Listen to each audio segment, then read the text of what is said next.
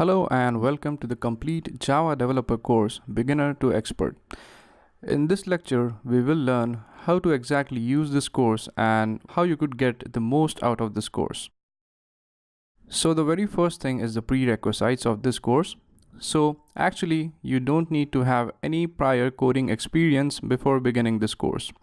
Even if you have a basic understanding of how the computer works and how to basically operate the computer, that must be sufficient to learn Java by using this course. The only thing which we need to do before starting this course is install a few tools. So for writing the Java code, we actually need a Java JDK. The next thing which we need is the IntelliJ IDEA, which is nothing but an IDE, which stands for Integrated Development Environment, in which basically we will be writing our Java code. So these two softwares are actually available to download from the internet, and they are actually free of cost.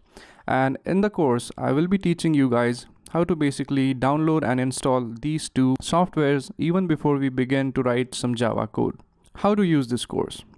There are a few things which you need to keep in mind before starting this course. The very first thing is that please do not skip any lecture. And the reason for that is that all the lectures in this course are interlinked. That is, one lecture is dependent upon another. And if you are a complete beginner to Java, then I would highly recommend you to follow each and every lecture and not to skip any lecture in between. Ask questions. If you are a beginner in Java, then you might have some difficulty learning this course. So if you have any questions or if you don't understand some things, feel free to ask me in the discussion section and I will be there to help you. Practice writing code. This course can be best utilized if you practice writing code. So if you follow this course, then write the code along with me and it will be a better way for you to learn from this course. So make sure that you not only watch the videos in this course, but also practice the code which is specified in this course.